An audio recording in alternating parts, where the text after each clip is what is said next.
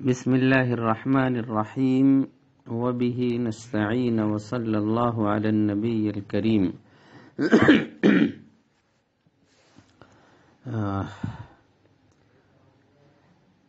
امام بخاری رحمۃ اللہ علیہ کی الجامع الصحیح میں ہم تیسری حدیث کی تشریح کر رہے تھے جو باب بدء الوحی کے تحت امام بخاری نے ذکر فرمائی ہے۔ اس تیسری حدیث کا کچھ ابتدائی حصہ اور اس کے ابتدائی جملوں کی تشریح میں نے آپ کے سامنے گزشتہ درس میں ذکر کی تھی۔ حضرت عائشہ رضی اللہ عنہا سے یہ حدیث منقول ہے جس میں وہ فرماتی ہیں اول ما بدأ به رسول اللہ صلی اللہ علیہ وسلم من الوحی الرؤیا الصالحة فی النوم، کہ حضور صلی اللہ علیہ وسلم کی طرف جس چیز سے وحی کا آغاز ہوا تھا وہ خواب تھے، سچے خواب تھے جو بحالت نیند حضور کو دکھائے جاتے تھے۔ آپ جو بھی خواب دیکھتے تھے وہ صبح کی سفیدی کی طرح برحق ہوتا تھا اور اس کی تعبیر روشن صبح کی طرح سامنے آتی تھی۔ ثم حبب الیہ الخلاء، یہاں تک کی تشریح میں نے اس دن کی تھی کہ پھر حضور صلی اللہ علیہ وسلم کو خلوت محبوب بنا دی گئی۔ وَكَانَ يَخْلُو بِغَارِ حِرَاءَ فَيَتَحَنَّثُ فِيهِ، حضور صلی اللہ علیہ وسلم غار حرا میں خلوت اختیار فرماتے تھے۔ فَيَتَحَنَّثُ فِيهِ، اور آپ غار حرا کی تنہائی میں بیٹھ کر گناہوں سے بچتے تھے، غار حرا میں بیٹھ کر گناہوں سے بچتے تھے، دنیا کی لغویات سے اپنے آپ کو محفوظ رکھتے تھے۔ بعض طرق حدیث میں یتحنف سا کے بجائے یتحنف فا کے ساتھ استعمال ہوا ہے، اور یتحنفو کا مطلب ہوتا ہے حضور صلی اللہ علیہ وسلم حنیفیت یعنی دین حنیفی، ملت حنیفی کے جو بقایا تھے اس کو اختیار فرماتے تھے۔ حضرت ابراہیم علیہ السلام کی طرف منسوب جو عبادت کے طور طریق یا ملت ابراہیمی کی جو تعلیمات تھیں حضور اس پر قائم رہتے تھے۔ اس جملے کو دو طرح سے پڑھا گیا ہے، سا کے ساتھ اور فا کے ساتھ، یتحنث اور یتحنف۔ یتحنف یہ حنف سے ماخوذ ہے، حا نون ثا، ان تین حروف سے لفظ حنف بنتا ہے اور حنف کا مطلب ہوتا ہے گناہ۔ باب تفاعل کی خصوصیات میں ایک خصوصیت سلب ماخذ بھی ہوتی ہے، تو مطلب یہ تھا کہ حضور صلی اللہ علیہ وسلم غار حرا کی تنہائی میں بیٹھتے تھے اور حنف سے، گناہ کے کاموں سے، دنیا میں موجود لغویات سے، برائیوں سے محفوظ رہتے تھے۔ جس زمانے میں خرابیاں اور برائیاں عام ہوتی ہیں، گناہ پھیلے ہوئے ہوتے ہیں، تو ان سے اپنے آپ کو بچانے کے لیے شرعاً یہ مطلوب ہے اور یہ عمل محبوب ہے کہ انسان اپنے آپ کو ان سے بچانے کے لیے اپنے کو محفوظ کر لے۔ اگر اس ماحول میں رہ کر اسے یہ خطرہ ہو کہ برائیاں اور گناہ یا غلط ماحول اس کو متاثر کرے گا۔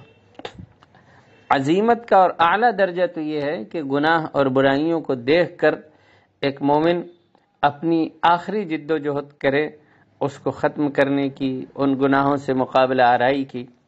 اسی کو حدیث میں تو یہ کہا گیا ہے من رأى منکم منکرا فلیغیرہ بیدہ فإن لم يستطع فبلسانہ فإن لم يستطع فبقلبہ، اور اگر ایسا نہیں ہو سکتا، وہ ان سب برائیوں کو ختم کرنے کی حالت میں نہیں ہے، تو کم از کم اپنے آپ کو بچانا چاہیے۔ تو اس وقت جو مکہ مکرمہ کا ماحول تھا بت پرستی کا، شرک کا اور پھیلی ہوئی برائیوں کا، معاشرے کے منکرات کا، حضور صلی اللہ علیہ وسلم ان کو دیکھتے تھے اور دیکھ کر آپ بہت شدید بے چین ہوتے تھے. ابھی تک اللہ کی وحی نازل نہیں ہوئی تھی، نبوت نہیں ملی تھی، تو حق نہیں معلوم تھا. یہ نہیں معلوم تھا کہ دین حق کیا ہے، اللہ کی رضامندی کیا ہے، دین کے احکام کیا ہے. اس لیے حضور صلی اللہ علیہ وسلم اس ماحول سے اپنے آپ کو بچا کر غار حرا کی تنہائیوں میں بیٹھ جاتے تھے اور اللہ کو یاد کرتے تھے. اس لفظ کو اگر فا کے ساتھ پڑھیں گے یا تحنف، تو اس کا مطلب ہوگا ملت حنیفی پر قائم رہتے تھے. یعنی حضرت ابراہیم علیہ السلام کی ملت اور ان کے دین کی طرف اپنے آپ کو منسوب کرتے ہوئے دین حنیفی کی، ملت ابراہیمی کی جو باتیں، جو خصوصیات موجود تھیں، اس کو اختیار کرتے تھے. ایک راوی حدیث امام محمد ابن شہاب الزہری ہیں. محدثین کا خیال ہے کہ یہ جملہ وَهُوَ التَّعَبُّدُ، یہ یتحنث کی تشریح کے طور پر یہ جملہ انہوں نے ذکر کر دیا ہے، جو حضرت عائشہ کا جملہ نہیں ہے. گویا اس کو مدرج من الراوی کہا جاتا ہے. عام طور پر محدثین کا خیال ہے کہ یہ جملہ یتحنثو کی تشریح کے لیے امام محمد ابن شہاب الزہری نے ذکر فرمایا تھا، اور بعد کے روات اور محدثین نے پھر اس جملے کو ایسے ہی ذکر کر دیا. تعبد کا مطلب ہوا کہ غار حرا کی تنہائی میں بیٹھ کر اللہ کو یاد کرتے تھے، اللہ کا ذکر کرتے تھے، عبادت کرتے تھے. یہ واضح رہے کہ عبادت کی کوئی خاص شکل اس وقت تک موجود نہیں تھی. اللہ کو یاد کرنا ہی اللہ کی عبادت تھا. دنیا کے گناہوں سے اور منکرات سے اپنے کو بچانا ہی عبادت کی ایک شکل تھی. فرماتے ہیں کہ غار حرا کی تنہائیوں میں جا بیٹھتے تھے اللہ کے رسول، وہاں عبادت کرتے تھے اللیالی ذوات العدد، چند راتوں تک، چند دن اللہ کے رسول اس میں قیام فرماتے تھے. کبھی 2 دن، کبھی 3 دن، کبھی اس سے کچھ زیادہ. غار حرا میں حضور صلی اللہ علیہ وسلم کی نبوت سے پہلے اور وحی سے پہلے جو مکمل مدت ہے وہ تو تقریباً 1 مہینے کی ہے.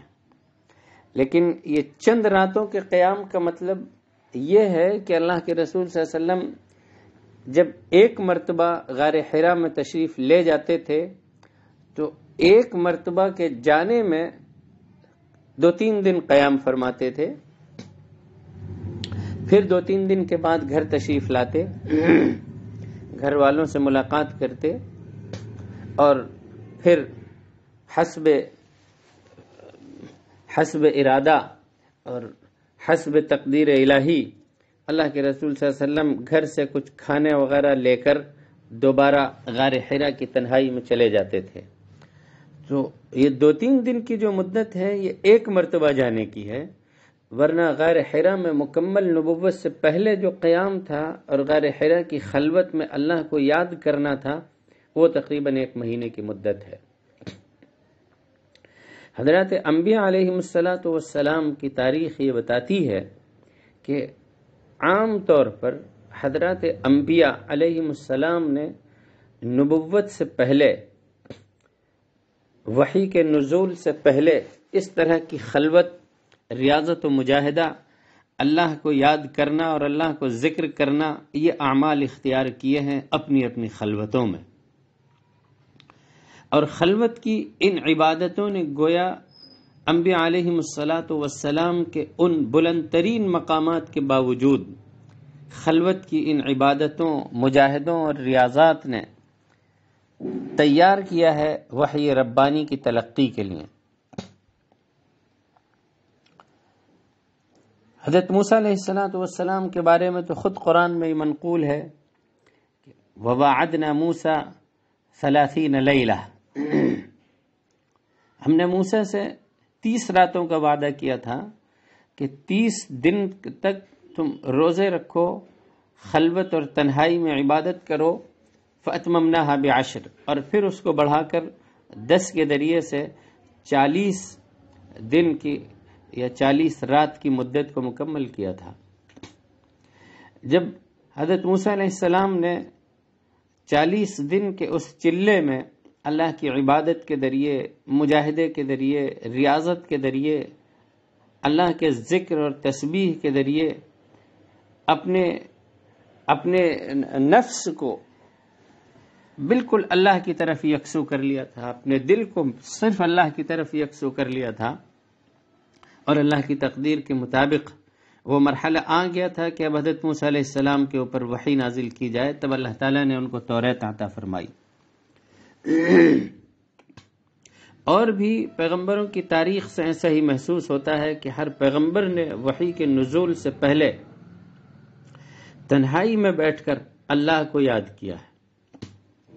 اسی لیے ہمارے بعض علماء نے، عارفین نے، اہل اللہ نے یہ اشارہ کیا ہے کہ جب اللہ کی وحی کے نزول سے پہلے انبیاء کو، پیغمبروں کو اور ان نفوس قدسیہ کو اپنی ریاضت و مجاہدے کے لیے خلوت اور تنہائی کی عبادتوں سے گزرنا پڑا ہے، اللہ کے ذکر، اللہ کی تسبیح اور اس کی یاد میں وقت کو گزارنا پڑا ہے، تو جو لوگ علوم انبیاء کے حامل ہیں، جو وراثت نبوی کو لینے کے لیے اپنے آپ کو تیار کرتے ہیں، ان کو بھی اس کا خیال رکھنا چاہیے کہ اس علم کو حاصل کرتے ہوئے کم از کم یکسو ہو جائیں تعلیم کے لیے، پڑھنے کے لیے، علائق دنیا سے اپنے آپ کو فارغ کر لیں، اللہ کی طرف متوجہ رہیں، ذکر و تسبیح اور مراقبے کا اہتمام کریں، زیادہ سے زیادہ جتنا ہو سکتا ہو تنہائی میں اللہ کا ذکر کرنے کے عادی بنیں۔ تو جب ان ریاضتوں کے بعد انبیاء علیہم السلام پر اللہ کی وحی نازل ہوئی تھی، تو اس طرح کی عبادتوں اور ریاضتوں اور مجاہدوں کے بعد علوم انبیاء کو حاصل کرنے والوں پر علوم کے دروازے کھلتے ہیں، اللہ تعالیٰ انہیں علم کی نورانیت عطا فرماتا ہے۔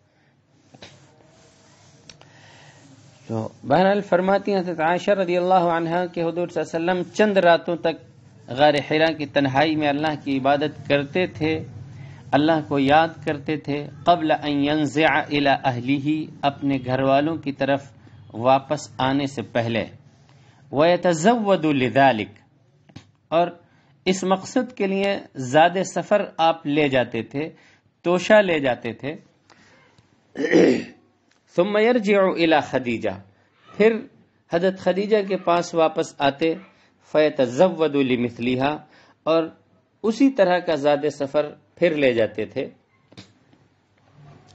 یہ عجیب توازن ہے جو حضور صلی اللہ علیہ وسلم نے اختیار فرمایا تھا، ایک طرف خلوت کی عبادت، تنہائی، ریاضت، مجاہدہ، اللہ کو یاد کرنا، دنیا سے اپنے آپ کو منقطع کر کے اللہ کی طرف یکسو ہو جانے کی حالت تھی، اور دوسری طرف دنیا میں حضور صلی اللہ علیہ وسلم نے اپنے فرائض، دنیا میں اپنی ذمہ داریاں اور جو دنیا کے امور ہوتے ہیں اس سے اپنے آپ کو 100% منقطع نہیں کیا تھا، 100% رہبانیت نہیں اختیار کر لی تھی، گھر بھی تشریف لاتے تھے، کھانا بھی لے کر جاتے تھے، کھانا بھی تناول فرماتے تھے۔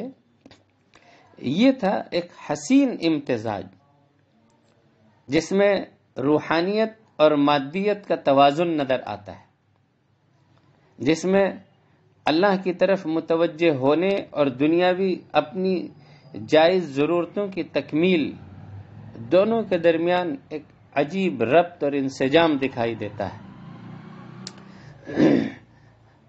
اس زمانے میں جو عیسائی راہبین تھے، حضور صلی اللہ علیہ وسلم نے ان کا طریقہ نہیں اختیار فرمایا تھا، باوجود ہے کہ ابھی تک وحی نہیں نازل ہوئی تھی۔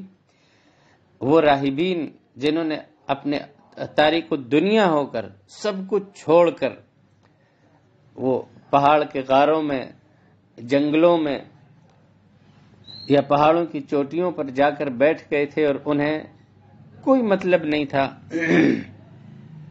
نہ بیاہ شادی کرتے تھے، نہ کھانے کی فکر ہوتی تھی، بلکہ اپنے آپ کو اپنے آپ کو سخت سے سخت آزمائش سے گزارنا اور بھوکے پیاسے رہنا ان لوگوں نے اختیار کر رکھا تھا۔ حضور صلی اللہ علیہ وسلم غار حرا کی تنہائی میں اللہ کی عبادت فرماتے تھے، گھر بھی تشریف لاتے تھے اور کھانا کھاتے تھے، پھر کھانا لے کر دوبارہ توشہ لے کر غار حرا میں تشریف لے جاتے تھے۔ ثم يرجع الى خدیجہ، اور آپ کا یہ معمول رہتا تھا کہ توشہ لے کر تشریف بھی لے جاتے تھے، پھر حضرت خدیجہ کے پاس واپس آتے تھے، فیتزود لمثلها، اور اسی طرح کا زاد سفر لے کر پھر چلے جاتے تھے۔ حتی جاءہ الحق، یہی صورتحال جاری رہی یہاں تک کہ اللہ کا حکم، اللہ کا فیصلہ آ گیا، اس حال میں کہ آپ غار حرا میں تھے۔ رمضان المبارک کے مقدس مہینے میں اس فرشتے کا جو انبیاء کے پاس اللہ کی وحی لے کر آتا تھا، اس فرشتے کی آمد ہوئی، اور وہ فرشتہ پیغام حق لے کر، اللہ کی وحی لے کر حضور صلی اللہ علیہ وسلم کی خدمت میں حاضر ہوا۔ جاءہ الحق کا اشارہ اسی جانب ہے۔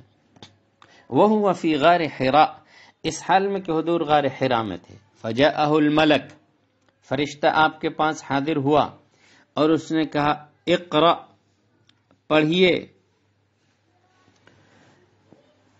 بعض علماء نے یہاں لکھا ہے کہ کوئی مکتوب شے حریر کے کپڑے میں لپٹی ہوئی تھی، ریشم کے کپڑے میں لپٹی ہوئی تھی، جس کو فرشتہ لے کر حاضر ہوا تھا، اور حضور صلی اللہ علیہ وسلم کے پاس اس نے اس کو پیش کیا اور کہا اس کو پڑھیے۔ بعض علماء نے لکھا ہے کہ کوئی ایسی چیز تو نہیں تھی، البتہ فرشتے نے حضور صلی اللہ علیہ وسلم سے پڑھنے کا مطالبہ دراصل اس معنی میں کیا تھا کہ اب جو کلمات آپ کو پڑھائے جائیں گے، جو کلمات سنائے جائیں گے، آپ ان کو پڑھیے۔ گویا یہ تہیؤ للقراءہ اس کا حکم تھا، کسی شے مکتوب کو پڑھنے کا امر نہیں تھا۔ دونوں رائے ہیں علماء کی۔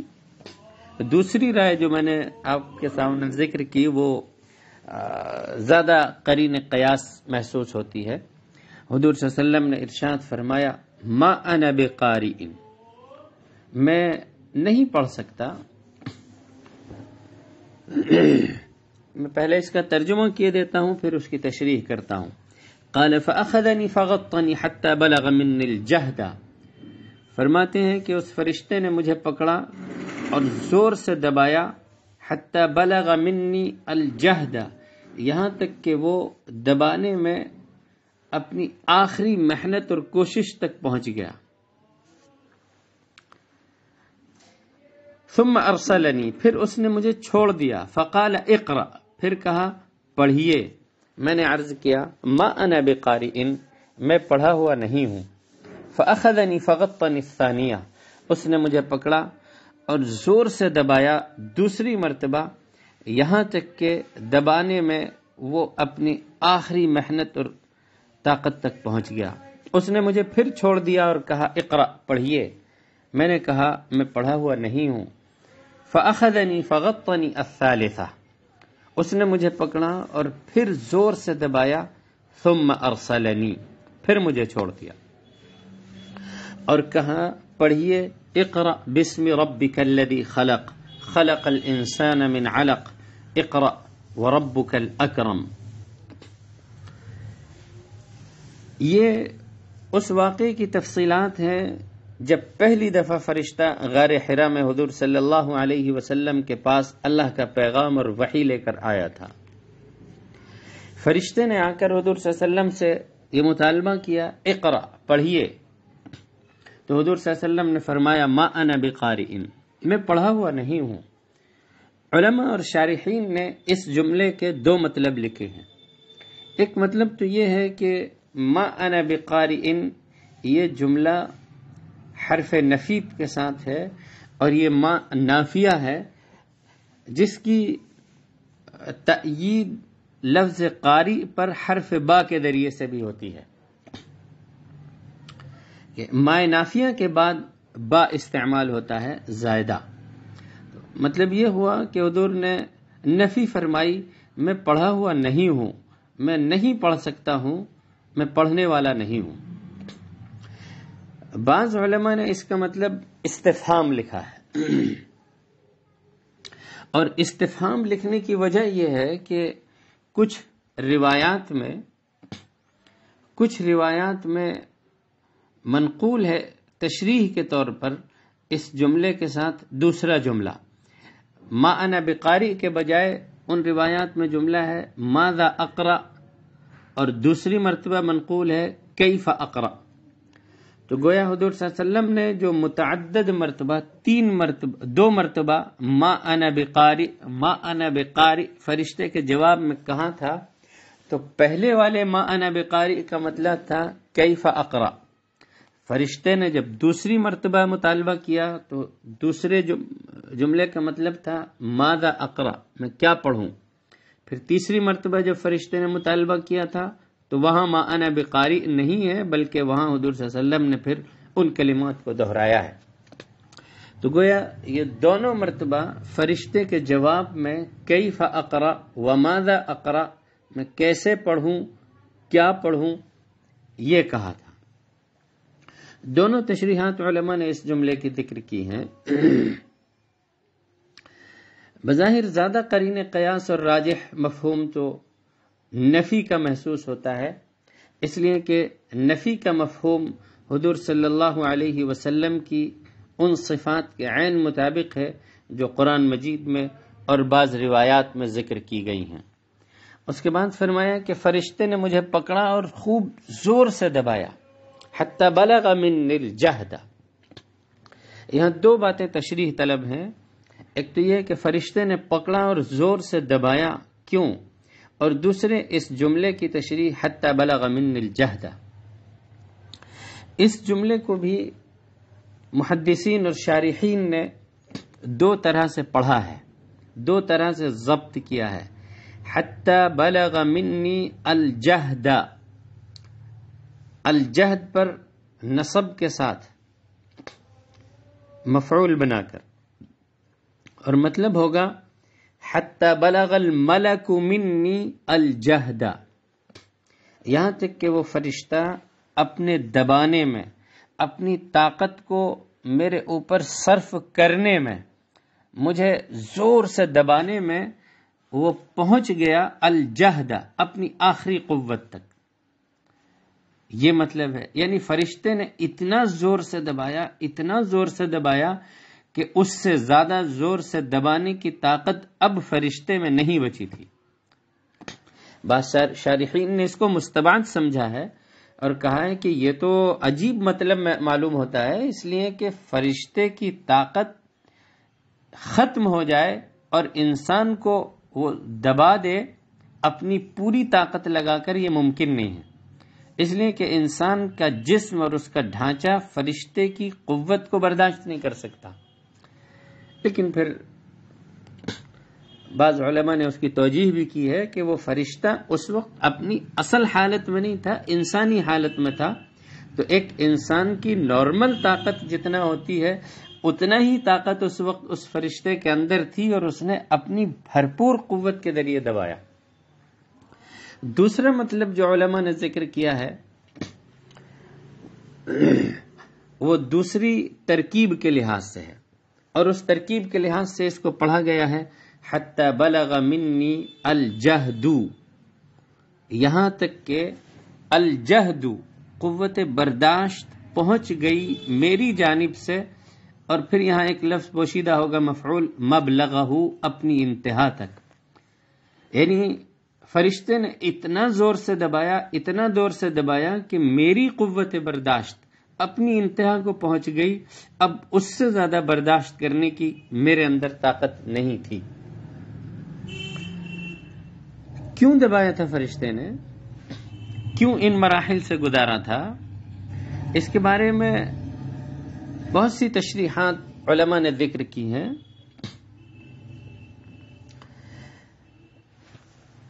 بعض علماء کا کہنا ہے کہ اس دبانے کی حکمت یہ تھی کہ حضور صلی اللہ علیہ وسلم کو دنیا اور دنیا کے علائق اور یہاں کے امور سے نکال کر ملأ اعلی تک پہنچایا جائے اور ملائے اعلیٰ کے کلام کے تحمل کے لیے تیار کیا جائے، اس لیے تھا، تو بار بار اس کو دبانا پڑا۔ بعض علماء نے ذکر کیا ہے، شارح بخاری علامہ قسطلانی رحمۃ اللہ علیہ نے یہ قول ذکر کیا ہے کہ پہلی مرتبہ اس لیے دبایا گیا تھا تاکہ دنیا کے شواغل سے اور دنیا سے خالی ہو جائیں، دوسری مرتبہ اس لیے دبایا تھا لیتفرغ لما یوحى الیہ، کہ جو وحی آپ کی طرف کی جا رہی ہے اس کو سننے کے لیے فارغ ہو جائیں، والثالثہ للمؤانسہ، اور تیسری مرتبہ اس لیے دبایا تھا کہ وحی سے انس پیدا ہو جائے، وحی سے مانوسیت پیدا ہو جائے حضور صلی اللہ علیہ وسلم کے قلب اطہر میں۔ یہیں سے علماء نے لکھا ہے کہ اصلاح کے لیے، تربیت کے لیے بچوں کو مارا جا سکتا ہے، پٹائی کی جا سکتی ہے، لیکن بعض نکتہ وروں نے یہ بھی ذکر کیا ہے بقول شارح بخاری قسطلانی کے کہ ان المؤدب لا يضرب صبيا اکثر من 3 ضربات، ایک بچے کو 3 مرتبہ مارا جا سکتا ہے، 3 مرتبہ اس کی پٹائی کی جا سکتی ہے، اس کو ملحوظ رکھتے ہوئے تاکہ اس میں بھی علوم کے تحمل کی صلاحیت پیدا ہو جائے۔ تو بہرحال علماء نے یہ مختلف توجیحات ذکر کی ہیں کہ فرشتے نے اس مقصد کی وجہ سے حضور صلی اللہ علیہ وسلم کو اس سخت مرحلے سے گزارا۔ یہیں سے یہ اشارہ بھی ملتا ہے کہ علوم کی تحصیل اور علوم نبوت کو حاصل کرنا بغیر مشقتوں کے، بغیر پریشانیوں کے، بغیر آزمائشوں کے ممکن نہیں ہے۔ ان مراحل سے اور سختیوں سے طلبہ کو اور انبیاء کو، داعیان حق کو گزرنا پڑتا ہے۔ یہ حق کے راستے کی بنیادی غذا ہے، مشکلات اور پریشانیاں۔ چنانچہ حضور صلی اللہ علیہ وسلم نے اس قدر شدید مشقت کا تحمل ابتداء وحی میں فرمایا ہے۔ پھر فرماتے ہیں ثم ارسلنی فقال اقرأ، اس نے مجھے چھوڑ دیا، اس فرشتے نے مجھے چھوڑ دیا اور کہا کہ پڑھیے۔